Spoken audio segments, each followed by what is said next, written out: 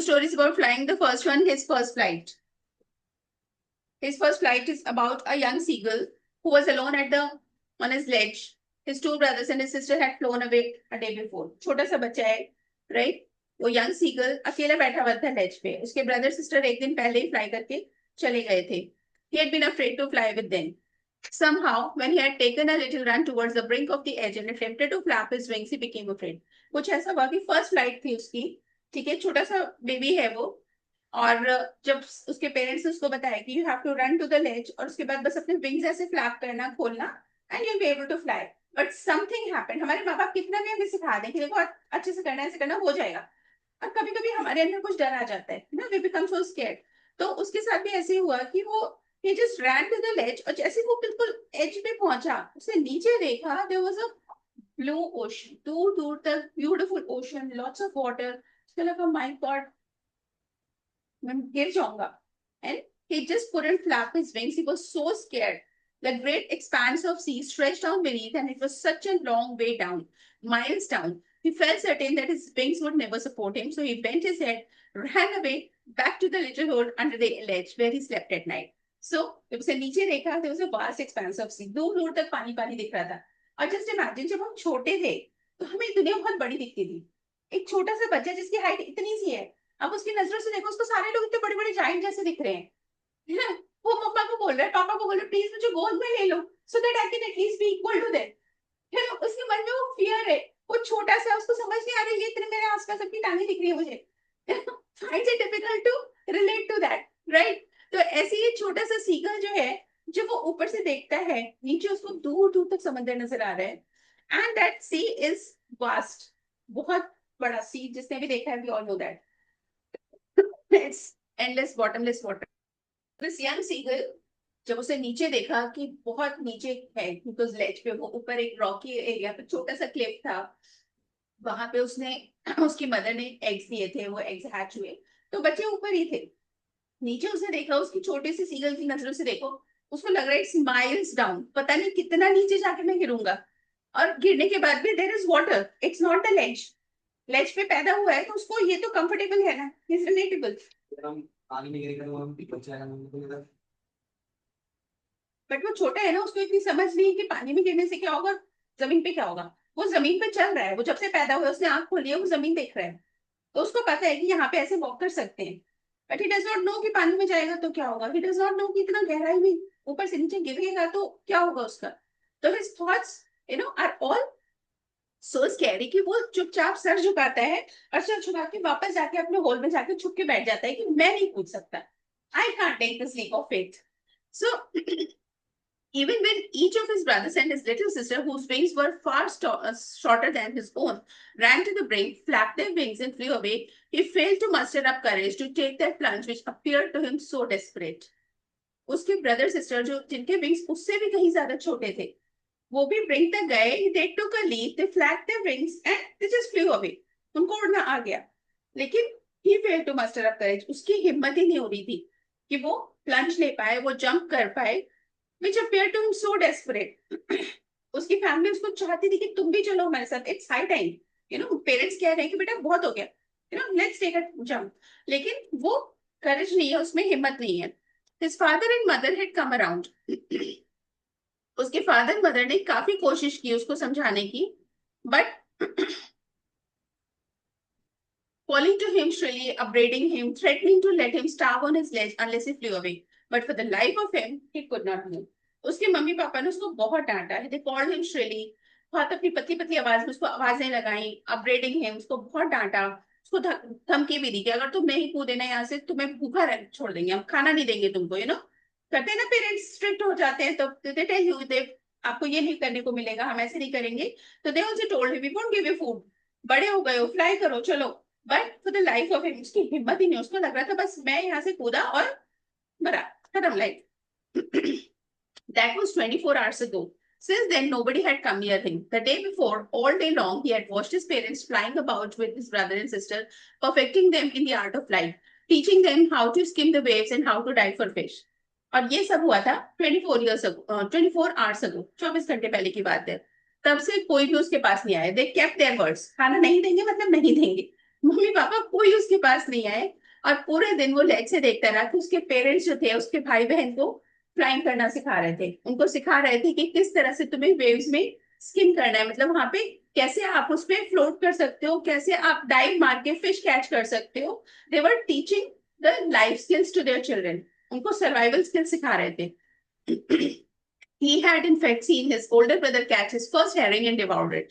यहाँ तक कि उसने अपने बड़े भाई को भी देखा कि उसने अपनी फर्स्ट हेरिंग, पहली जो फिश उसने कैच की, that was a soft fin fish थी, उसको उसने कैच करा और बड़े मजे से वो डिवॉर डिवॉर मींस उसे स्वाद ले लेके खाना, बहुत खुश होके खा रहा था, standing on a rock while his parents circled around him raising a proud cackle। और जब वो रॉक पे खड़े होकर अपनी हेरिंग खा रहा था, तो उसके पेरेंट्स जो थे वो उसके चारों ओर सर्कल कर रहे थे फ्लाई करते हुए, and they were raising a proud crackle, बहुत खुशी से उसको शाबाशियां दे रहे थे।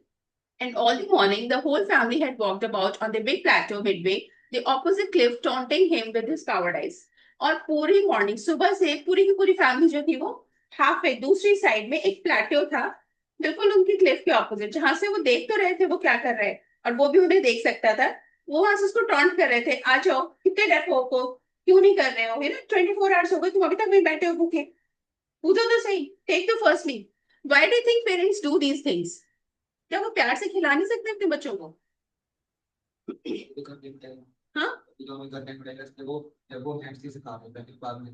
ट्रू। तो पेरेंट्स इसीलिए स्ट्रिक्ट हो जाते हैं टाइम्स, क्योंकि उनको पता है कि we are not going to be around all the day, पूरी जिंदगी हम नहीं रहेंगे बच्चों के साथ में, तो they become strict at times. उनको बहुत हार्श मेजर्स लेने पड़ते हैं, बच्चे सोचते हैं यार क्या है पापा मम्मी इतना ही नहीं कर सकते, बट पेरेंट्स की नजरों से देखो तो उनको क्या देख रहा है कि भाई we are not going to be around all the time, and specially animal kingdom में, बर्ड्स किंगडम में, तो पेरेंट्स वो तब तक साथ में रहते हैं जब तक कि वो बच्चा लाइफ स्किल्स नहीं सीख लेता, सर्वाइवल स्किल्स सीख लेता है, उसके बाद उन्हें कोई फर्क नहीं पड़ता कौन कहाँ जा रहा है, you are free to live your life. तो इसीलिए बर्ड्स जो थे वो they were trying their best.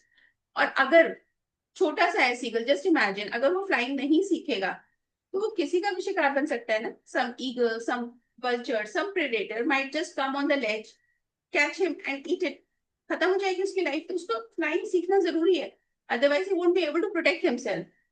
Sun was now ascending the sky, blazing on his ledge that faced the south. He felt the heat because he had not eaten since the previous nightfall. He stepped slowly out to the brink of the ledge and standing on one leg with the other leg hidden under its wing. So, अब जो था धीरे धीरे दिन चढ़ने लगा था, धूप तेज होने लगी थी, और क्योंकि वो लेज का फेस जो था वो साउथ साइड था तो उसमें सीधी धूप पड़ रही थी। It was getting hotter. He felt the heat, उसको गर्मी और ज्यादा लग रही थी क्योंकि पिछली रात से उसने कुछ खाया भी नहीं था, भूख से हमारी स्ट्रेंथ और कम हो जाती है। तो seagull was feeling very much under the weather now, उसको बहुत ज्यादा तकलीफ हो रही थी।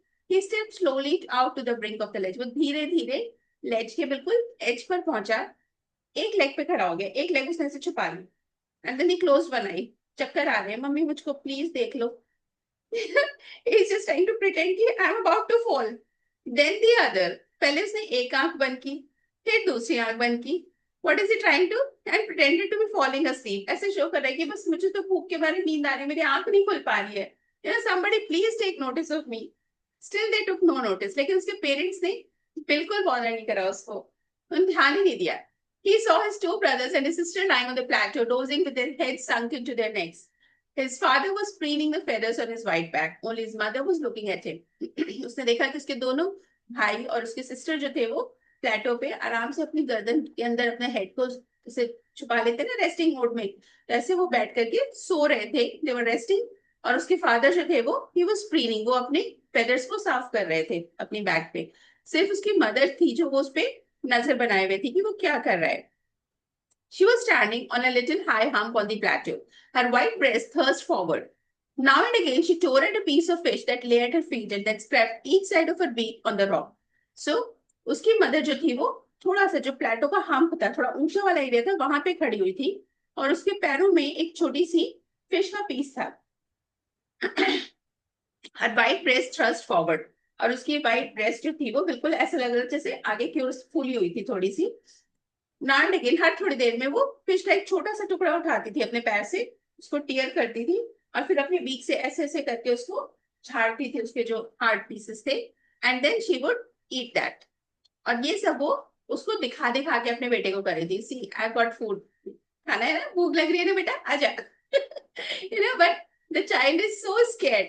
The sight of the food maddened him. How he loved to tear food that way, scraping his beak now and again to wet it. और उसको याद आ रहा था कि उसको ये फूड कितना पसंद है, और वो भी जैसे उसकी मम्मी कर रही थी वो भी ऐसे करता था। वो ऐसे फिश का छोटा सा पीस तोड़ता था, and he would just beak में लेकर के पूरा झाड़ता था उसको कि फालतू की चीजें निकल जाए, so that it can eat it. उसको इतना याद आ रहा था। गा गा गा, he cried begging her to bring him some food. गा को वाला। उसकी मम्मी ने भी उसे डांटा, है ना, मैं क्यों। But he kept calling plaintively, लेकिन वो बिल्कुल अपनी मासूम आवाज में आवाजें लगाता रहा, मम्मी आ जाओ आ जाओ। एंड आफ्टर अ मिनट और so he uttered a joyful scream. और एक आध मिनट हुआ होगा उसको इस तरह से आवाजें लगाते हुए, मदर का दिल पिघल गया और उसने देखा कि उसकी माँ फिश का पीस लेकर के उसकी ओर आ रही थी। His mother had picked up a piece of fish and was flying across to him. वो मुंह में फिश ने एक छोटा सा टुकड़ा लेके उसकी तरफ आ रही थी। He leaned out. और जैसे उसने देखा कि मदर मेरे पास आ रही है, he leaned out eagerly, tapping the rock with his feet. और वो खुशी से अपने फीट जो था, he started tapping them on the rock. जैसे डांस करते ना, टैप डांस करना शुरू कर दिया। Trying to get nearer to her as she flew across. और जैसे जैसे वो पास आ रही थी, वो भी पूरी कोशिश कर रहा था कि वो उनके पास पहुंच जाए। बट ऑल द टाइम वो लेज छोड़ना नहीं चाहता था, उसको बिल्कुल भरोसा नहीं था कि he would be able to fly. But when she was just opposite to him, she halted, her wings motionless, the piece of fish in her beak almost within the reach of his beak. He waited, a moment in surprise, wondering why she did not come nearer, and then, maddened by hunger, he dived at the fish. उसकी mother उसके पास वो fish का छोटा सा piece लेके आई, और आकर के बिल्कुल जहां वो बैठा उससे थोड़े से डिस्टेंस पे शी जस्ट वेट हॉल्टेड। बिल्कुल उसने, अब उसके विंग्स बिल्कुल मोशनलेस हो गए थे, वो हवा में ही स्टेबल हो गई थी। And she was just looking at him and he was wondering, यहाँ तक ले आए हो, दे भी दो ना प्लीज, कल से भूखा हूँ, give me something, you know.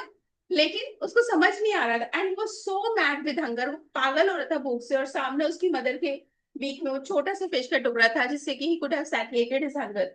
सो इससे पहले कि वो कुछ सोच पाता, समझ पाता, all his thoughts were focused upon that food and the hunger that was burning him.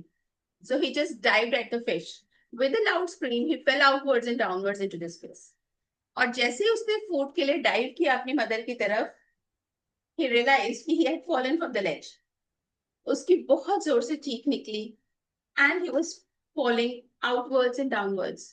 And then a monstrous terror seized him and his heart stood still. और तभी उसको realize होगा उसने क्या किया है।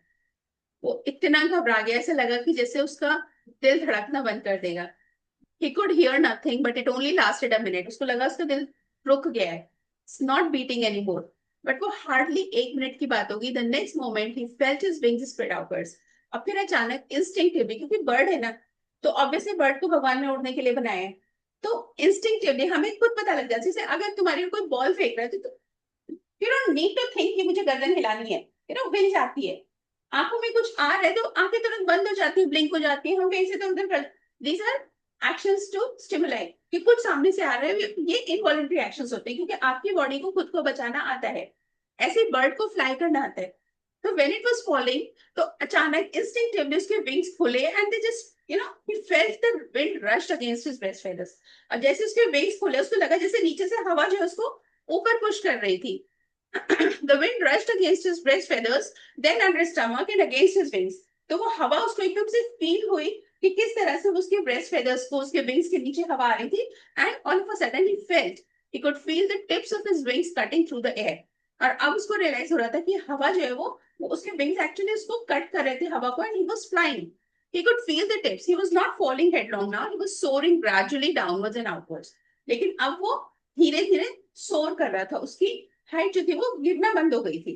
नीचे गिरने के बजाय अब वो धीरे धीरे जो था वो फ्लाई करना और सोर करना, ऊपर बढ़ना शुरू हो गया था। He was no longer afraid. He just felt a bit dizzy. Then he flapped his wings once and he soared upwards. Ga ga ga ga ga ga. Now he was so happy. अब उसने को realise हुआ कि उसको डरने की जरूरत नहीं थी, because now he was flying. उसको कुछ करना नहीं पड़ा था। He was just flapping his wings and he realized कि यार मैं तो उड़ सकता हूँ, मैं कहाँ डर रहा था, ऐसे घबरा रहा था। अब वो खुश होकर के गाना गाने लगा। उसकी मदर जो थी वो गाना गाते हुए उसके पास से गुजरी, हर wings making a loud noise. लेकिन उसकी मदर के विंग्स जो थे वो बहुत शोर मचा रहे थे। मदर जो थी वो ऑब्वियसली शी वाज स्ट्रॉन्गर, उतने सालों से फ्लाई कर रही थी। She knew. He answered her mother with another scream. Then his father flew over him screaming. तो उसने अपनी मदर को चिल्ला के जवाब दिया, यस हाय हाय, जैसे हाय करते ना आपस में, हे हाई फाइव। सो तभी उसके फादर आए, ही ऑल्सो फ्लेw ओवर, वो भी उसके पास से शाबाशी देते हुए उसको गुजरे। He saw his two brothers and his sister flying around him, curveting and banking and soaring and diving. और फिर उसके दोनों भाई, उसके सिस्टर, सब लोग आ गए और सब उसके आसपास, कोई इधर से कट कर रहा है, कोई उधर से कि अब तुम बचो। Now that you have come into the air, so now let's play in the air. तो वो सब एक दूसरे को कट कर रहे थे, एक दूसरे के साथ साथ फ्लाई कर रहे थे, कभी ऊपर जा रहे थे, कभी डाइव कर रहे थे। तो they all started flying together. Then he completely forgot that he had not always been able to fly and commended himself to dive and soar and curve, shrieking shrilly. और फिर वो अचानक बिल्कुल भूल गया कि वो फ्लाई नहीं कर पाता था, क्योंकि अब वो कर रहा था तो सिंपली एंजॉय।